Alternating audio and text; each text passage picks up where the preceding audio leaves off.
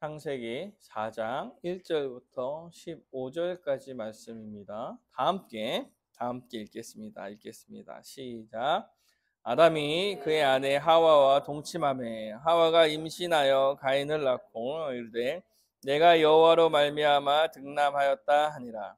그가 또 가인의 아우 아벨을 낳았는데 아벨은 양치는 자였고 가인은 농사하는 자였더라. 세월이 지난 후에 가인은 땅의 소산으로 제물을 삼아 여호와께 드렸고 아벨도 자기의 양의 첫 새끼와 그 기름으로 드렸더니 여호와께서 아벨과 그의 제물을 받으셨으나 가인과 그의 제물은 받지 아니하신지라. 가인이 몹시 분하여 안색이 변하니 여호와께서 가인에게 이르시되 내가 분하여 함은 어찌 됨이며 안색이 변함은 어찌 됨이냐.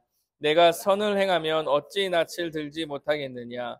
선을 행하지 아니하면 죄가 문에 엎드려져 있느니라.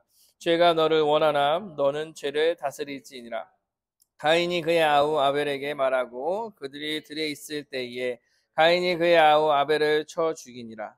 여호와께서 가인에게 이르시되 내 아우 아벨이 어디 있느냐. 그가 이르되 내가 알지 못하나이다. 내가 아우를 지키는 자이니까. 이르시되 내가 무엇을 하였느냐. 내 아우의 핏소리가 땅에서부터 내게 호소하느니라. 땅이 그 입을 벌려 내 손에서부터 내 아우의 피를 받았은즉 내가 땅에서 저주를 받으리니 내가 밭을 갈아도 땅이 다시는 그 효력을 내게 주지 아니할 것이요 너는 땅에서 피하며 유린하는 자가 되리라. 가인이 여호와께 아뢰되 내 죄벌이 지기가 너무 무거우니이다.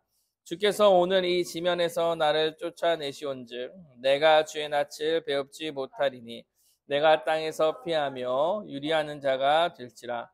물은 나를 만나는 자마다 나를 죽이겠나이다.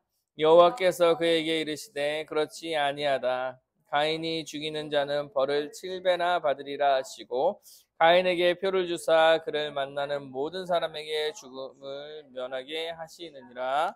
아멘. 창세기를 좀 살펴보고 있죠.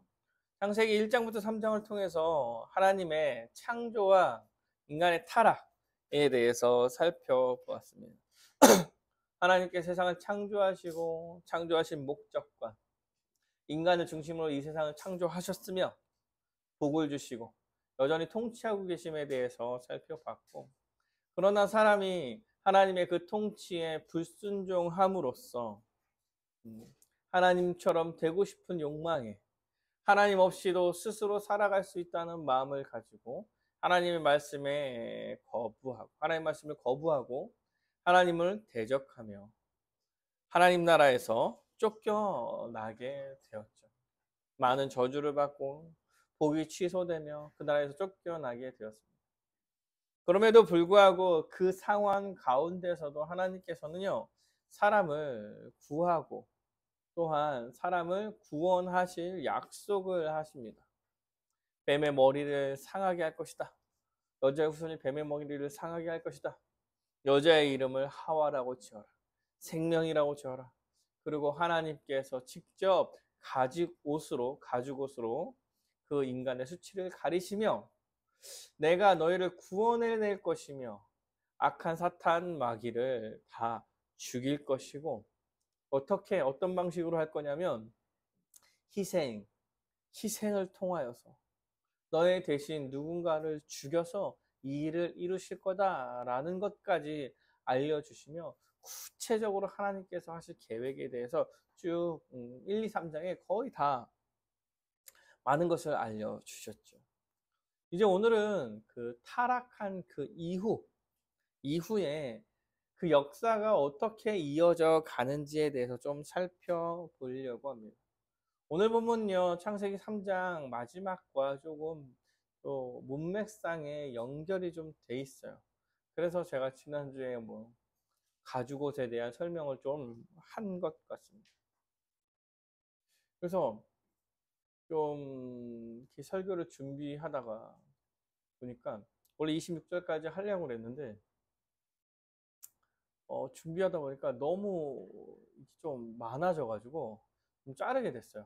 자르게 됐고, 그래서 오늘 좀 빨리 끝날 수도 있을 수도 있고 더 넘어갈 수도 있고 그래요. 그런데 오늘 본문이 약간 많은 이야기가 있는 본문이어가지고 한번 얘기를 좀 했고 잘 들었으면 좋겠다라는 생각이 있습니다. 인류 최초의 살인 사건이 사실 이제 벌어지죠. 4장 1절부터 7절에 보면 이렇게 죠. 아담이 그의 아내와 동침함에 하와가 임신하여 가인을 낳고 이르되 내가 여호와로 말미암아 득남하였다 하니라. 또 가인이 가인의 아후 아벨을 낳았는데 아담과 하와가 이제 하나님 나라에서 이런 쫓겨나서 이제 동침함으로 이제 자녀를 낳기 시작합니다. 그래서 처음 가인과 아벨이라는 두 아들을 낳게 된 것입니다. 가인은요, 농사를 짓는 사람이었어요. 그 땅이 저주를 해서 땅이 저주 받아서 사람이 농사를 열심히 짓고 땀을 흘리지 않으면 소산을 얻지 못하게 되었죠. 그러니까 아마 열심히 일해서 소산을 먹고 살아가는 농부가 된 거죠. 그리고 아벨은 양을 치는 사람이었어요. 양을 치는 사람. 이것도 지금으로 얘기하면 목축업이죠. 목축업. 네. 그래서 양을 치고 양을 키우고 이런 사람인 거죠. 뭐 양으로 뭐 여러 가지 일을 했겠죠. 잡아먹든지 뭐 하든지. 하여튼 양을 치는 사람이었고 가인은 농사를 짓는 사람이었어요. 근데 세월이 지난 후에 가인과 아벨이 좀 자랐겠죠. 자라난 거예요. 자란 후에 가인은 땅을 소산으로 제물을 삼아 여호와께 드렸고 아벨은 자기 형의 첫 새끼와 그 기름으로 드렸더니 가인과 아벨이 뭘 했냐면 제사를 지낸 거예요. 제물을 바쳤다는 건 제사를 지낸 것입니다. 근데 오늘 본문에서 제사를 지냈다고 얘기하지 않고 제물을 드렸다 얘기하는 거죠. 제물이 있는 건 제사를 드리는 거죠. 네. 그래서 가인과 아벨은 지금 나이가 좀 들어서 제사를 지냈어요. 가인은 농부여가지고 자기가 소산한 곡식을 갖고 하나님께 제사를 드렸고 아벨은 양치는 사람이니까 양의 첫 새끼로 제사를 드린 거예요. 그런데 여기서 제사에서 문제가 생겼죠. 문제가 생겼어요. 왜냐면 여호와께서 아벨과 그의 제물은 받으셨는데 가인과 그의 제물은 받지 않은 거예요. 그러니까 가인이 어때요? 몹시 분합니다. 몹시 분해요. 얼굴색이 변하고 여호와께서 가인에게 또 물어보시고 하는 일들이 벌어지게 된 거죠. 오늘 본문은 중심 사건이 뭐냐 그러면 제사를 하나님께서 받으셨다요. 받으셨다. 아벨의 제사는 받고 가인의 제사는 받지 않은 게 아주 핵심적인 사건이죠. 하나님께서는 이 사건을 통해서 말씀하고 싶으신 게 있는 것 같습니다. 근데 왜 그러면 하나님께서는 아벨의 제사는 받고 가인의 제사는 받지 않았을까요? 오늘 본문에서 하나님께서 왜 받지 않았는지에 대해서 설명하지 않으세요. 실제로. 근데 왜 받지 않았는지가 내용이 중요해서 추측해서 찾아야 되는데 가인의 제사와 아벨의 제사의 차이는 무엇입니까? 차이. 가인의 제사와 아벨의 제사의 차이는 하나예요. 하나. 무슨 차이가 있어요? 제물에 대한 차이가 있어요. 제물에 대한. 가인은 곡식으로 제사를 드렸고 이렇게 어떻게 써 있냐면 가인은 땅의 소산으로 제물을 삼아서 하나님께 드렸고 아벨은 양의 첫 새끼와 그 기름으로 드린 것입니다. 이 제물의 차이로 인하여서 하나님께서 가인의 제사는 받지 않고 아벨의 제사는 받으신 거예요.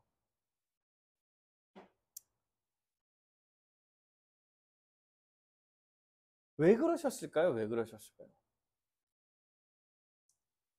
이렇게 이야기할 때 여러분 제사는 지금 희생제사로 동물을 희생해서 드려야 하는 제사이기 때문에 하나님께서 명령하는 제사는 그 제사였기 때문에 하나님께서 가인의 제사를 받지 않으신 것입니다. 그런 얘기가 막 나와 있지는 않아요. 그럼에도 불구하고 그렇게 이야기되어야 하는 이유가 뭐냐면 두 제사의 차이가 재물밖에 없어요. 재물밖에. 그런데 받았다고 얘기하고 하나는 안 받았다 그러면 재물의 차이가 이 상황을 만드는 것이고, 그리고 받은 것은 동물의 희생 제사였고 받지 않은 것은 곡물의 제사였기 때문에 그렇다라고 설명할 수밖에 없습니다. 왜 그러냐? 왜 그러냐? 이렇게 얘기할 때 여러분, 하나님께서 제사를 가르쳤다고 볼 수밖에 없습니다. 3장 하반절에 보면 그런 얘기 나오죠. 하나님께서 수치를 가리기 위하여서 가죽옷을 입히셨습니다. 지난주에 여러분 제가 말씀하신 거 기억하시는지 모르겠지만 여자의 이름을 하와로 짓는 것과 가죽옷을 입히는 장면은 사실 안 나와도 되는 장면임에도 불구하고 하고 싶은 얘기가 있어서 그 자리에 넣었다라고 말씀드렸어요. 특별히 가죽옷을 입히신 것은요, 하나님께서 누군가를 희생해서, 대신 희생해서 옷을 입히심으로써 그 죄를 덮으실 것이다 라는 것을 알려주시는 거예요. 누군가가 피를 흘려서 이 너네들의 죄의 문제를 해결할 것이다라는 방식, 하나님께서 은혜를 베푸시고 너희를 구원할 방식 자체를 알려주신 거예요. 그리고 가죽옷을 입히신 거죠. 아담은 가죽옷을 입으면서 어떤 생각을 했을까요? 하나님께서 이것을 동물을 희생하셔서 우리를 이렇게 수치를 가려주셨구나, 이런 생각을 했을 거예요. 그러면서 너희들이 이제 동물의 희생으로서의 제사를 드려야 한다는 것을 아마도 가르치셨을 것이라고 생각하는 거예요. 사랑하는 여러분, 4장 처음에서 시작한 게 뭐예요? 3장이 끝나고 4장에서 처음 있었던 사건을, 어떤 사건을 다루냐면 제사를 다루는 거예요. 제사를. 성경은 모든 이야기를 다 기록하지 않습니다. 중요한 이야기를 기록하죠. 그런데 하나님 나라에서 쫓겨난 후에 처음 다룬 사건이 제사예요. 제사. 얘네들이 감각적으로 제사를 드려야 된다고 생각했기 때문에 제사를 드렸겠습니까? 라고 했을 때 여러분, 제사를 드리라는 것을 하나님께서 알려주셨다고 생각하셔야 돼요. 맞죠? 그 가죽옷을 입히시는 것부터 바로 제사를 드렸다면은 그 사이에 하나님께서 어떻게 제사를 드려야 되는지에 대해서, 나한테 제사를 어떻게 드려야 되는지에 대해서 가르쳐 주셔서 지금 가르쳐 주셨기 때문에 이들이 제사를 지낼 수 있었던 거예요. 그러니까 자연스럽게 제사를 드렸다라고 말하는 것입니다. 근데 재물에서 차이가 있었던 거예요. 재물에서 차이가 있었어요. 왜요? 하나님께서 가르쳐 주신 제사는 동물의 희생 제사예요. 여러분, 이거는 너무나 중요한 것입니다. 가르쳐줬다 안 가르쳐줬다 이런 얘기를 할 수 있는 문제가 아니에요. 왜냐하면 구약의 모든 제사는 동물의 희생 제사로 이루어지기 때문에 그렇습니다. 그럼 제사는 명확하게 언제 가르쳐 주시는지 기억하십니까? 아세요? 언제? 모세 시대 때 율법을 줄 때 레위기에서 제사를 어떻게 지내야 된다 가르쳐 줘요. 다 희생 제사요. 다 동물을 죽인다고. 하나 소제만 곡식으로 드릴 수 있게 해줘요. 그런데 여러분, 곡식으로 드릴 수 있는 제사가 있었습니다. 그러니까 곡식으로도 제사를 드려도 됩니다. 이렇게 이야기하기에는 사실 그때 가르쳐 주신 5대 제사도 기본적으로 상번제, 번제, 그러니까 피의 제사를 전제로 그 다음에 소제를 드려요. 그러니까 모든 그 제사의 전제에는 번제가 있어요, 번제가.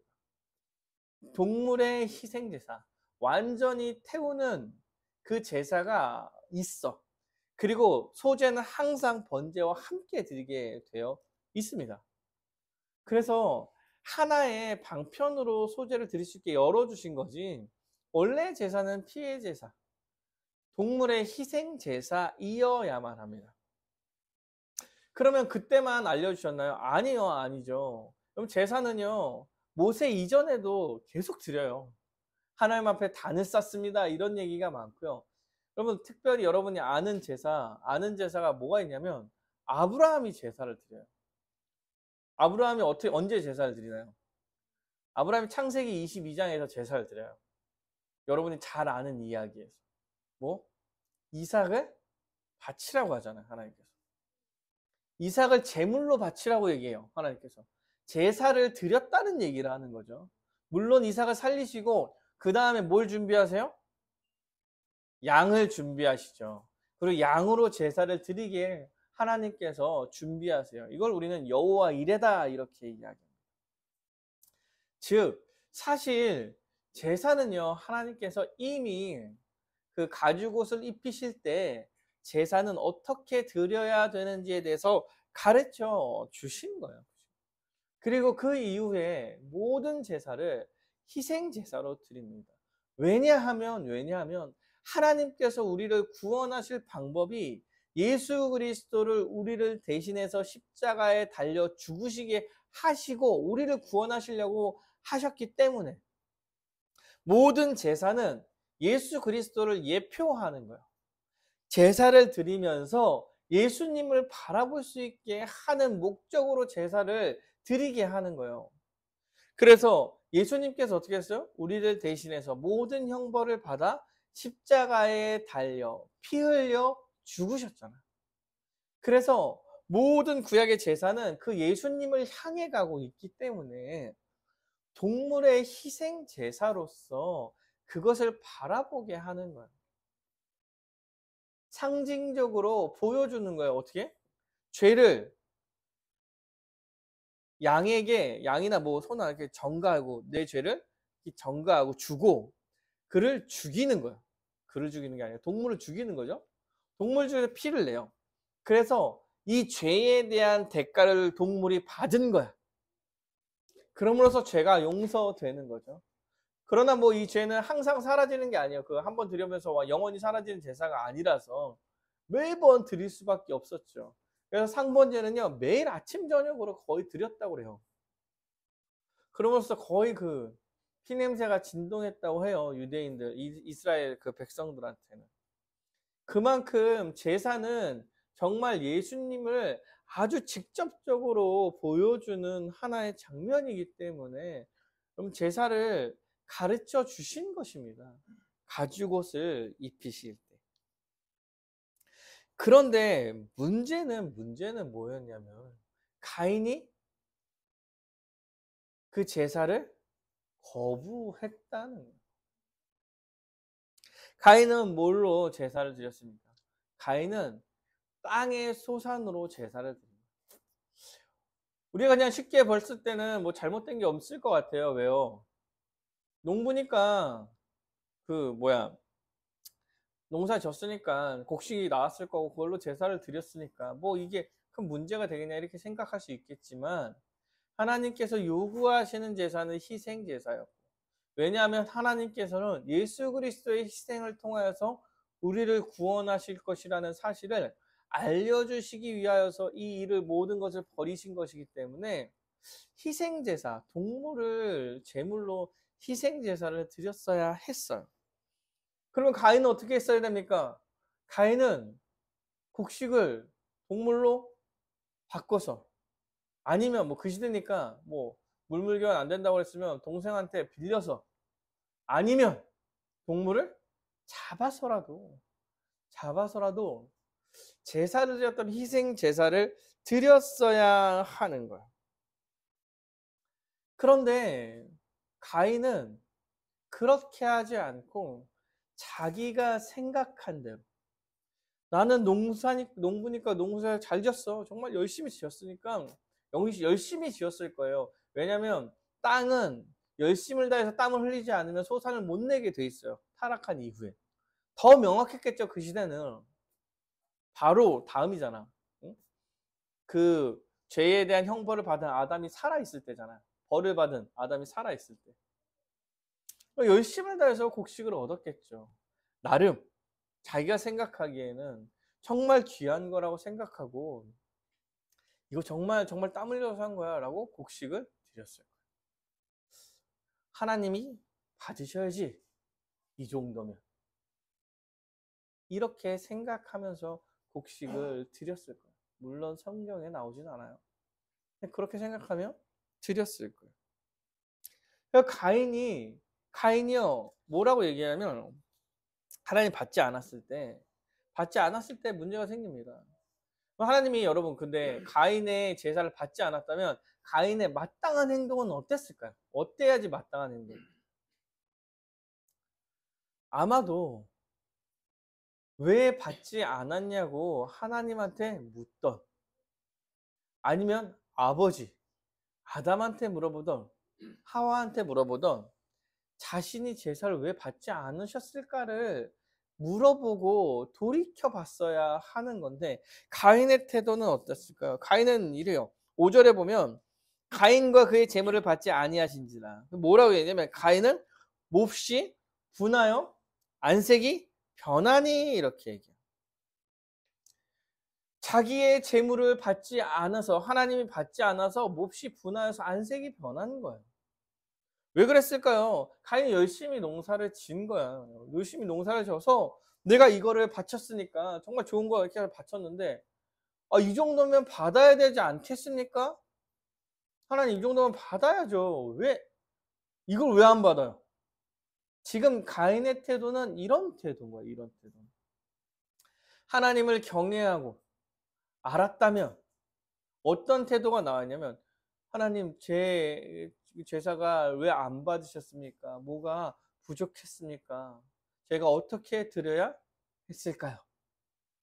여러분, 몰랐었다고 해도, 동물의 피를 흘려야 드렸어야 받아야 되는 제사인지를 몰랐었다고 혹시 하더라도, 가인의 태도는 지금 자신이 이렇게까지 했는데 당신이 안 받으셨다고? 라고 말하는. 이미 여러분, 이 제사의 주체가 본인이야, 본인. 자신인 거야, 자신. 내가 이렇게 열심히 했는데 당신이 받지 않는다고요? 않는다고요? 이 정도면 받아야지 라는 태도를 지금 보이고 있는 거예요. 하나님께서는 피의 제사, 제물, 동물을 죽여서 제사를 드리라고 했는데 그 말씀 자체는 기억하지도 못하고 생각하지도 않고 자기 생각대로, 자기 뜻대로 이 정도면 되겠지 하면서 제사를 드렸고, 그 제사는 하나님께 받아들여지지 못했습니다. 가인에게는요, 하나님께 드려지는 제사다, 하나님께 드리는 제사다, 하나님을 경외하고 하나님을 높이고 하나님 찬양하고 이러한 개념의 제사가 아닌 거예요. 내가 이 정도 정성 들여서 드린 제사가 아니냐. 사랑하는 여러분, 이게 죄의 근본적인 모습으로부터 시작하는, 그 죄가 확장되는 모습을 보이는 거예요. 여러분, 죄가 어떠한 사건으로 들어왔습니까? 하나님의 말씀을 거부하고 하나님의 말씀에 불순종함으로써 사실은 죄를 짓게 되고 죄에 대한 사망이 들어왔고 이런 게 죄의 아주 근본적인 모습이었는데 아담이 이렇게 죄를 짓고 벌을 받았잖아요. 아담은 어땠을까요? 힘들었겠죠. 가지 말았어야 되는데 내가 왜 그걸 먹었을까? 응? 가죽옷을 보면서 정말 이런 방법밖에 우리가 살아갈 수밖에 이런 방법이 외에는 우리가 살아날 수 있는 길이 없겠구나. 이런 생각을 하면서 여러분 아들을 둘을 낳았어요. 어떻게 했을까요? 저 같으면 가르쳤을 거예요. 아빠는 이런 실수를 하였지만 너네들은 그렇게 살면 안 된다. 지금 우리가 힘들게 일하면서 살아가고 하는 이유도 이 실수 때문에 벌어진 일입니다. 하나님의 말씀에 순종하며 그 말씀을 듣고 따르며 살아가는 게 우리가 살아가야 될 아주 근본적인 모습이다라고 가르쳤지 않았을까요? 그런데 가인은요, 그 모든 말씀을 무시하며 자기 생각대로 한 거예요. 이 정도면 받아야지. 이 정도의 정성이면 하나님 받아야 되지 않겠습니까? 하나님께서 가르치는 것은, 가르쳤던 내용들은 아무 상관없어요. 그리고 제가 확장되면서 어떻게 하냐면, 내 방식대로 하나님조차 내 방식에 따라서 이렇게 했을 때 당신은 이러한 결과를 내셔야 되지 않겠습니까? 라는 죄가 좀 더 확장되면서 나아가고 있는 거예요. 하나님 말씀을 무시하고 하나님께 불순종하고 이제 자신의 생각대로 자신의 방식대로 특별히 여러분 희생제사는요 뭐냐면 하나님께서 우리에게 은혜를 베푸실 방법을 제시하신 거예요. 맞죠? 예수 그리스도의 십자가라는 하나님의 은혜의 방법을 제시하신 것인데도 불구하고 그것을 거부한 거예요. 그것을 거부한 것입니다. 하나님이 방법을 제시하고 이런 것뿐이 없어라고 얘기했는데 그 방법을 거부하고 자신의 방법대로 살아가신 거, 간 겁니다. 그래서 뭐라고 얘기하냐면 하나님께서는 가인과 가인의 제물을 받을 수 없다 이렇게 얘기해요. 가인이 드린 제사 그 제물로는 가인을 받을 수 없는 거예요. 이제부터 가인은 죄의 자손으로 하나님 나라에서 벗어난 자손이 되고 이 가인의 후손으로 죄인의 족보의 역사가 시작되는 거예요. 여러분 그 창세기 4장부터요. 그래서 두 족보가 나타나는 겁니다. 하나는 가인의 자손 그리고 하나는 아벨. 아벨은 죽었잖아요. 그래서 아벨 대신 셋을 줘서 셋의 자손. 크게 두 자손으로 나눠서 역사가 진행돼요. 가인의 자손은 어떻게 돼요? 죄의 자손. 죽어 마땅한 죽음으로 향하고 있는 그 자손이 어떠한 모습으로 살아가는지에 대해서 쭉 나타날 것이고 그 다음에 셋의 자손. 뭐 잘 살고 뭐 이렇지는 않았으려도 불구하고 하나님께서 이끌고 지켜가시는 그 자손. 그러면 하나님 나라의 백성과 그렇지 않은 죄와 사망의 가운데 불과 있는 그 자손의 계보로서 11장까지 쭉 이어지는 게 지금 창세기의 큰 흐름입니다. 하나님의 은혜의 방편으로 제시하신 형벌 대속적 예수 그리스도의 형벌 대속적 죽음에 대한 믿음을 거부하는 죄인의 전형적인 모습을 가인으로 시작하여서 쭉 역사가 진행되는 거예요. 여러분 제가 이것 때문에 설교가 길어졌던 건데 조금 어려워도 이런 이야기를 좀 해야 되는데 애석하게도 오늘 본문을 재물의 문제로 보지 않고 해석하는 게 주류입니다.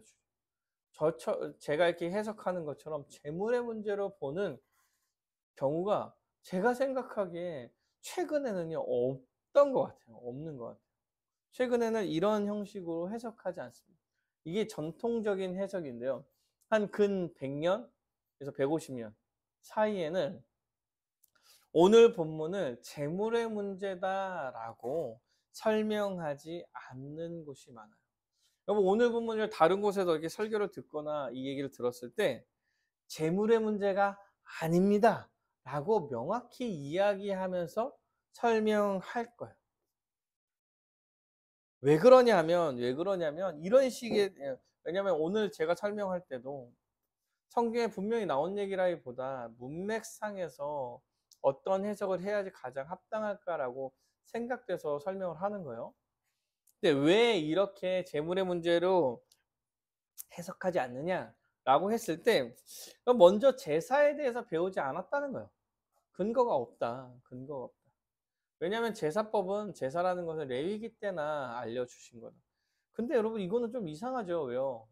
제사를 모세 이전에도 계속 드려요. 계속 드리는데 안 가르쳤다고 얘기하기가, 그러면은 그 제사가요 그 외부에서 이방 신들한테 제사를 드리는 걸 보고 따라하는 이런 것뿐이 안 돼요.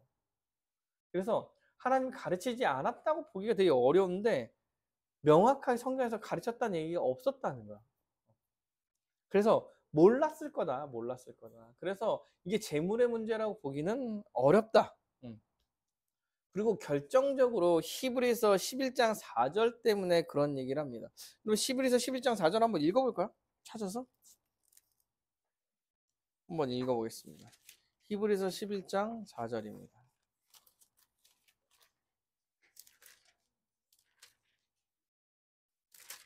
이거는 읽어보셔야 돼요. 함께 읽어보겠습니다. 읽겠습니다. 시작. 믿음으로 아벨은 가인보다 더 나은 제사를 하나님께 드림으로 의로운 자라 하시는 증거를 얻었으니 하나님이 그 예물에 대하여 증언하심이라. 그가 죽었으나 그 믿음으로써 지금도 말하느니라. 지금 4장을 보면은 가인의 재산 받지 않고 아벨의 재산 받았는데 왜 그런지에 대해서 사실 본문에서 잘 나타났지 않아요. 그래서 우리가 찾아볼 수 있는 것은 히브리서입니다. 그래서 히브리서 11장 4절을 봐요. 왜? 히브리서 11장 4절에 가인과 아벨의 제사에 대해서 명확하게 얘기하고 있기 때문에 그래요. 뭐라고 얘기하냐면 믿음으로 아벨은 가인보다 더 나은 제사를 드렸기 때문에 그렇습니다 라고 설명을 하죠. 그래서 이건 재물의 문제가 아니라 믿음의 문제예요 이렇게 얘기해요. 네. 믿음으로 아벨이 가인보다 제사를 잘 드렸다는 얘기. 그런데 왜 이 믿음의 문제에 재물을 빼고 얘기하는지 제가 잘 모르겠네요. 믿음으로 드렸기 때문에, 그러니까 이거죠. 마음을 다해서 드린 거야. 그리고 가인은 마음을 다해서 드린 게 아니야. 또 이 근거로 뭘 대하냐면 양의 첫 새끼와 기름으로 드렸다는 얘기를 해요. 왜냐하면 첫 새끼는 처음 것은 가장 귀한 걸 드리는 거예요. 문화사에서. 기름으로 드렸다는 얘기도 그 당시에 뭐 기름 자체가 귀한 것이기 때문에 그 동물에서 기름이 나온 것을 드리는 거는 되게 귀한 걸 드리는 거예요. 이게 레위기 제사에서도 많이 나타나요. 그래서 정말 아벨은 귀한 걸 드리는 거예요. 가인은 땅의 소산으로 드렸지만, 여러분 근데 땅의 소산으로 드린 것도 귀한 거 드린 거 아니에요? 그 저주를 받아서 땅에 소산을 내려면 정말 힘든데 그거를 소산을 내서 드렸다는 것 자체가 귀한 것 드린 거 아닌가 싶은데 그건 귀한 걸 드린 게 아닌 거야. 마음의 문제입니다 이렇게 얘기해요. 믿음의 문제. 그러니까 좋은 믿음으로 드렸다. 그래서 이게 마음의 문제다. 이렇게 얘기를 합니다. 근데 여러분 4절을 끝까지 보시면 뭐라고 얘기하냐면 하나님이 그 예물에 대하여 증언하셨다 이렇게 얘기해요. 예물에 대해서 증언하셨다. 뭐요? 믿음으로 아벨이 가인보다 더 나은 제사를 드려서 의로운 자라 여김 받았는데 하나님께서 그 예물에 대해서 증언하셨다니까요. 그 예물에 대해서 증언하십니다. 그가 죽었으나 믿음으로 지금도 말해진다 이렇게 얘기를 하죠. 사실 이 얘기는 뭐냐면 그 예물을 증언하는 거예요. 그래서 예수 그리스도를 보내서 그 예물에 대한 증언, 예수를 죽여서 이 모든 일이 이루어진 거야. 그러므로 그 예물을 드린 믿음, 그 예수 그리스도의 희생 제사를 믿고 드린 아벨의 제사가 믿음이 있는 제사다 이렇게 설명하는 건데 그 믿음을 그냥 단순히 마음으로 보는 거야, 마음으로. 그리고 여러분 그 히브리서에서의 믿음이 뭐냐라고 얘기할 때 히브리서는요. 그 히브리서의 주제가 뭐냐면 히브리서의 주제가 그 예수 그리스도의 희생 제물. 예수 그리스도가 그 구약의 제물의 뭐야? 실현? 그러니까 그 구약의 제사법을 완성시킨 그래서 제사장이며 제물인 완벽한 그래서 예수 그리스도의 이제 희생 제물 십자가에 대한 게 믿음의 주제예요. 뭘 믿어야 되냐? 그러면 예수 그리스도의 희생 제물에 대한 예수 그리스도의 피 흘리심, 예수 그리스도의 보혈에 대한 믿음을 얘기를 하는 게 히브리서 전체의 주제예요. 뭘 믿느냐? 그러면 여기서 믿음 얘기할 때 제사, 희생 제사를 얘기하지 않을 수가 없는데도 불구하고 믿음으로 가인이 아벨보다 제사를 잘 드렸다고 이제 진심으로 제사를 드렸기 때문에 그렇다고 설명을 해요. 근데 이제 더 받기가 어려운 게 뭐냐면 결정적으로 이게 받기가 어려운 게 뭐냐면 이 제사를 통해서 적용을 어떻게 하냐면 그래서 우리가 제사는 여러분 구약의 제사는 신약에서 적용을 할 때 보통 예배로 적용을 많이 해요. 왜냐하면 예수 그리스도로 성취된 제사라는 게 하나님께 올려지는 거고 드려지는 거기 때문에 예배와 이 이후에 드린 예배와 유사한 게 있어서 뭐 물론 이제 성취 이전과 성취 이후가 좀 다르긴 하지만 그래서 믿음으로 제사를 드렸다는 건 어떻게 얘기하냐면 아벨은 진심으로 예배를 드렸고 가인은 진심이 아닌 걸로 예배를 드렸다. 우리가 진심으로 예배를 드려야 합니다. 이렇게 갑니다. 근데 여러분 이 오늘 본문이 가인과 아벨은요 이 역사에서 크게 두 갈래로 나뉘는 시점에 있는 거예요. 가인의 역사는 뭐예요? 죄의 역사예요. 가인은 구원받지 못했다고 보이는 거예요. 하나님 나라의 백성이 아니고 셋의 후손이 이제 하나님 나라의 백성으로서 대표로서 보여주는 큰 두 갈래의 길을 보여주는 입장에서 이거를 예배를 진심으로 드렸다고 얘기를 하면 여러분 진심으로 예배를 드리지 않으면 어떻게 되는 거야? 여러분 진심으로 예배를 드리지 않으면 지옥 가는 거야. 그러니까 그렇게 적용을 오늘 본문으로 그렇게 적용을 가기가 너무 어려워요. 여러분 진심으로 예배를 안 드리면 지옥 갈 거예요. 사실 오늘 본문으로 그런 예배로 적용을 한다면 그런 식으로 설명을 해야 될 텐데 그래서 적용하기 어려워요. 학신의 이승구 교수님께서 이것을 예배의 문제로 믿음의 문제로 보시면서 설명을 하세요. 근데 그래도 이승구 교수님은 이거를 그 로마서 12장을 다 가져와서 진정으로 드리는 예배에 대해서 믿음이 뭔지에 대한 설명을 잘 하시고 결국 하나님 나라의 백성과 아닌 사람을 구별하면서 예배에 대한 얘기를 하세요. 그 정도까지 얘기하면 오케이 알겠어.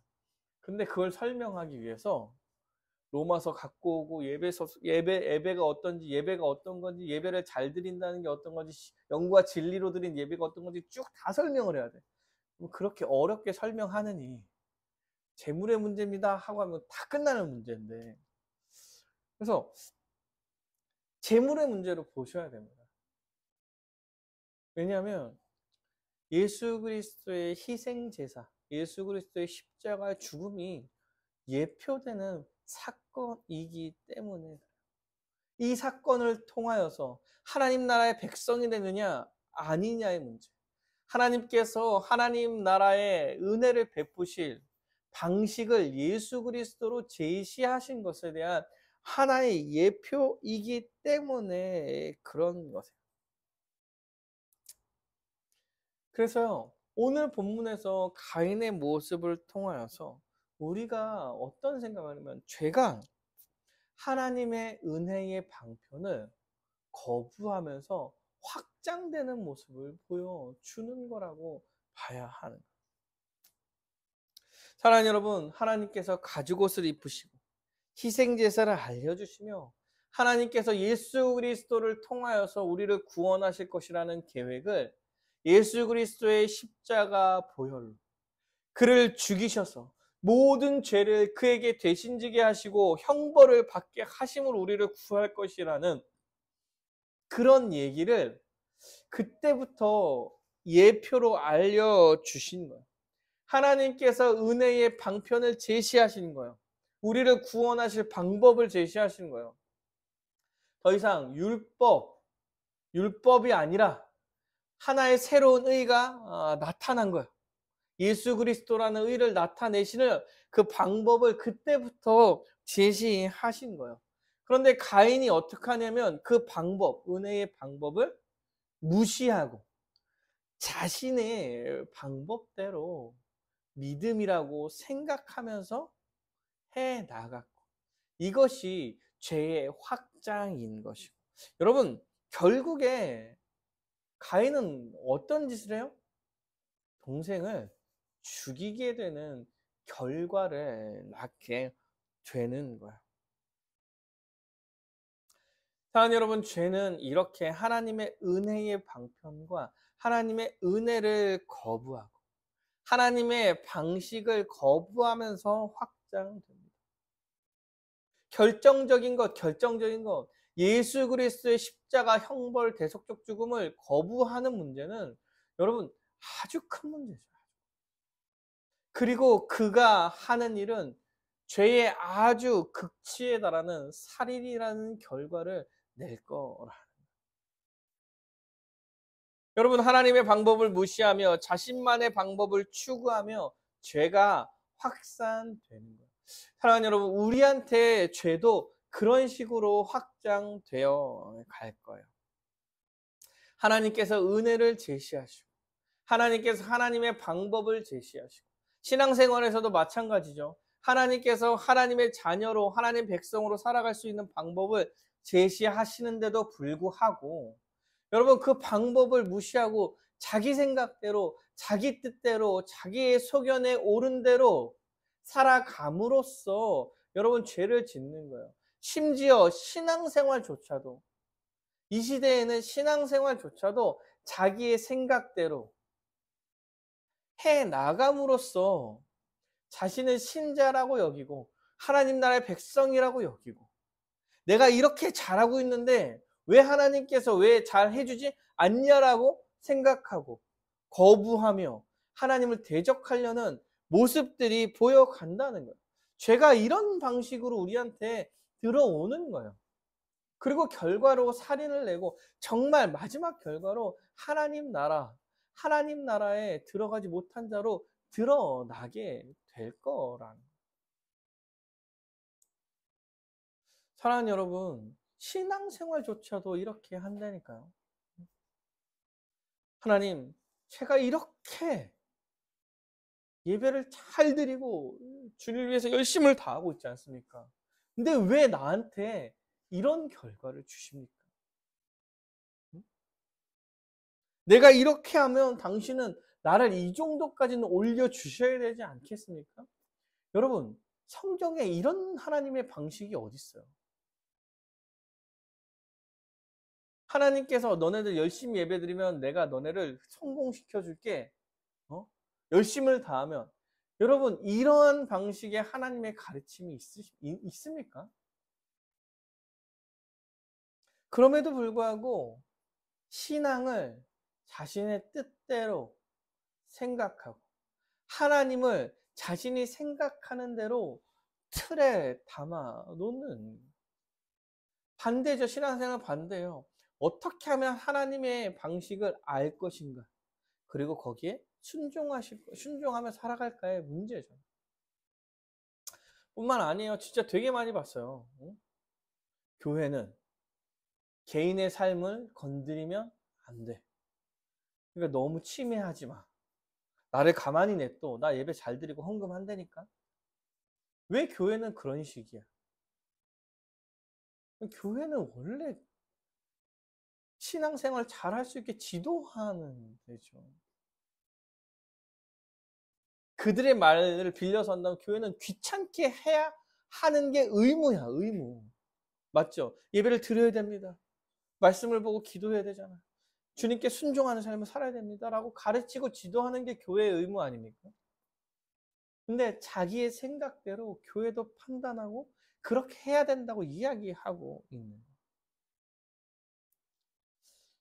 사랑하는 여러분, 우리는요, 하나님의 방식을 더 잘 이해하려고 노력하는, 기독교의 신앙이라는 것은 뭐냐면 하나님의 은혜의 방편과 하나님께서 은혜를 주시는 방식을 배워서 순종하는 거예요. 그래서 기독교는요, 여러분, 경험의 종교라고 많이 얘기하는데 경험의 종교가 아니라 사실은 배움의 종교예요. 배움의 종교. 어떠한 일정한 경험을 해서 그게 신앙이 되는 게 아니라 말씀을 배워서 하나님께서 제시하시는 방법을 배우고 순종하는 거예요. 순종하는 거예요. 그러면 우리가 해 나가야 될 게 뭐냐면, 우리가 죄가 확산되지 않게 하기 위해서 해 나가야 될 게 뭐냐면 말씀을 잘 배우는 거예요. 1차로. 말씀을 잘 배우고 잘 배운 말씀에 어떻게 하는 거? 순종하면서 살아가는 겁니다. 내 생각대로 내 경험에 따라서 여러분 신앙생활을 하는 게 아니라 배운 대로 말씀에 순종하는 대로 우리가 신앙생활을 하는 거예요. 그랬을 때 우리가에게 가장 중요한 건 복음의 문제죠. 복음의 문제. 예수 그리스도의 십자가라는 하나님께서 제시하신 방법만이 우리를 하나님 나라의 백성으로 들어가게 할 것이며, 이 예수 그리스도의 십자가의 은혜를 믿음으로 하나님과 예수가 연합하여서 하나님께 의롭다 여김을 받는 자가 될 거예요. 우리의 어떠한 행위와 상관없이. 그런데 또 그 나라에 들어간 자로서 예수를 닮아가서 신자적 삶이 나타날 거예요. 네. 사랑하는 여러분, 배워야 돼요. 배워야 돼요. 그리고 안만큼 순종해 나가는 거, 이것이 신자의 삶의 아주 기본적인 모습인 것입니다. 성경이 틀렸다고 하면 틀린 거예요. 내가 30년을 교회를 다니면서 교회에 다니니까 이렇게 벌어지던데요? 이런 경험이 있던데요? 11조를 안 내면 돈이 마르던데요? 새벽 예배를 잘 나가면 성공하던데요? 여러분, 성경이 아니라고 하면 아닌 거예요. 그게 아니라고 하면 아닌 거예요. 내가 알게 됐는데, 말씀을 통해서 무엇인가 알게 됐는데 내 신앙적 경험과 좀 달라, 틀려. 그러면 틀린 거예요. 내 경험이 틀린 거예요. 내 경험. 이것을 갖고 가는 것이 신앙 생활인. 가인은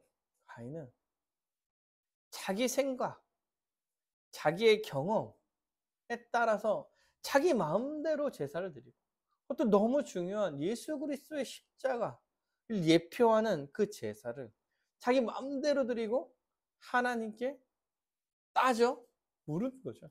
응? 왜? 안 받냐? 얼굴이 붉어져서. 하나님께서 얘기하시죠. 왜 붉어지냐? 네가 뭘 잘했다고. 너 지금 조심해라. 죄가 네 문 앞에 와 있다. 조심을 못하고 어떻게 해요? 가인을 죽입니다. 자기의 방식대로 생각하고 행한 결과 여러분 하나님께서 아주 귀하게 여기시는 사람의 목숨을 앗아가는 여러분 살인이라는 거는 제가 생각하기엔 죄의 아주 끝부분에 있는 사실 살인은 할 수 있는 죄의 아주 마지막에 있는 거예요.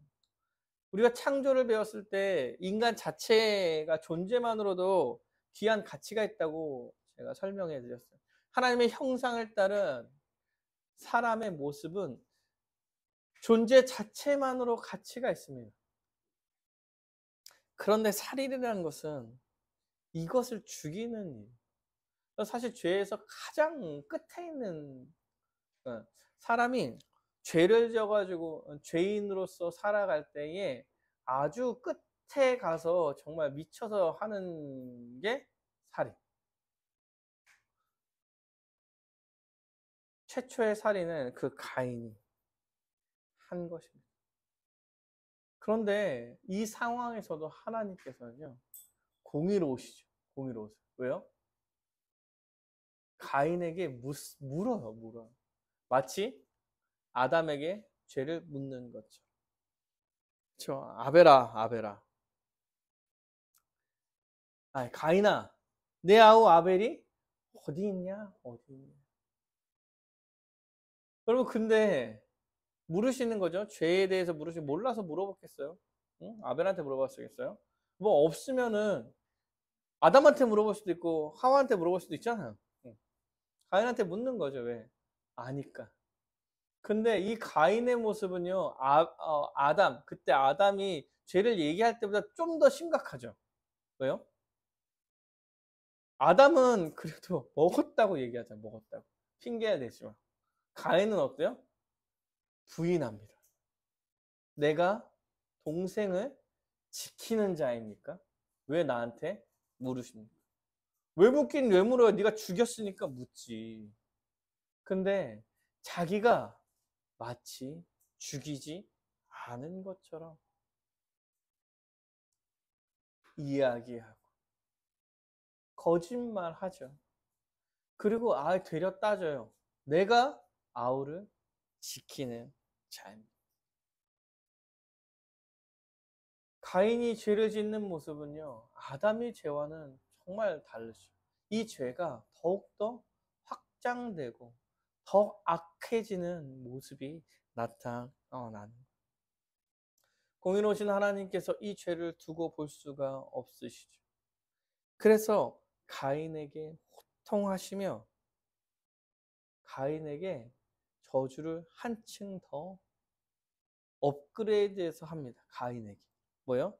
이제 밭을 갈아도 그 땅은 효력을 주지 않을 거예요. 사랑하는 여러분, 이제 가인은 농사 짓고 먹고 살 수 없어요. 아담은 어떻게 됐어요? 농사를 열심히 져야 먹고 살 수 있게 됐는데 이제 가인은요? 농사를 열심히 져도 먹고 살 수 없게 돼요. 땅은 이 가인에게는 소산을 내지 않을 거예요. 농사로 힘들게 살아왔던 가인은 이제 농사조차 할 수 없게 된 거예요. 하나님께서는요, 이 죄를 그냥 넘어가지 않으십니다. 공의로운 현재적 심판을 해 나가시는 것이죠. 그런데요, 여러분, 그럼에도 불구하고 이 가인에게 은혜를 베푸십니다. 13절로 15절에 그러죠. 가인이 여호와께 아뢰되 내 죄벌이 지기가 너무 무겁습니다. 뭐가 무겁기는 잘못을 그렇게 해놓고 살인은 했지만 이거 너무 무겁지 않습니까? 주께서 오늘 이 지면에서 나를 쫓아내시면 내가 주의 낯을 배웁지 못하리니 내가 땅에서 피하며 유리하는 자가 될지라 물은 나를 만나는 자마다 나를 죽이지 않겠습니까? 라고 하소연을 하죠. 하소연. 여호와께서 뭐예요? 이르시되 그렇지 아니하다. 그래서 가인에게 일말의 은혜를 베푸세요. 어떤 은혜? 가인을 죽이는 자는 벌을 7배나 받으리라 하고 가인에게 표를 주사 그를 만나는 모든 사람에게서 죽임을 면하게 하시리라. 하나님께서 사람이 죽는 살인에 대해서 더 이상 사실은 보기가 어려우신, 물론 죄에 대한 형벌을 내리고 저주를 했지만 하나님께서 그래도 은혜를 베푸셔서 죽지 않게, 가인이 죽지 않도록 하나님께서 지키고 보호해 주십니다. 가인은 살인을 했지만 하나님께서 가인의 생명을 지키시는 거예요. 두 가지 이유가 있어요. 첫 번째는 사실은 저지른 가인이지만 하나님께서 인간의 생명을 소중하게 여기기 때문에 가인에게서 타인에 의해 죽지 않도록 가인에게 은혜를 베푸신 거죠. 두 번째로는 하나님의 죄가, 하나님으로께 하는 죄, 그 살인의 죄가 확장되지 않도록 인간의 존엄성을 좀 지키신 거예요. 그러니까 이 사람이 다른 사람 죽인 자니까 이 사람은 죽여야지, 저 사람도 죽인 자니까 죽여도 돼, 이런 식의 인간의 존엄성을 해키는 살인이 정당화되는 이러한 것을 막으려고 하시는 거예요. 하나님의 형상에 따른 사람의 목숨을 소중하게 생각하시는 거죠. 그래서 은혜를 또 베푸시는 거예요. 살인이 정당화될 수 없어서 그런 거, 없어서.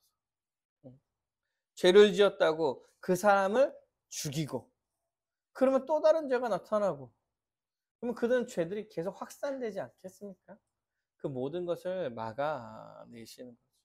이러한 목적으로 가인은 목숨이 보전받는 것입니다. 사랑하는 여러분, 오늘 말씀을 좀 마치려고 해요. 사실 그 앞에 거 설명하려고 준비를 했는데 뒤에 걸 못하겠더라고, 여기까지 하니까. 그래서 좀 말씀 마치려고 하는데요.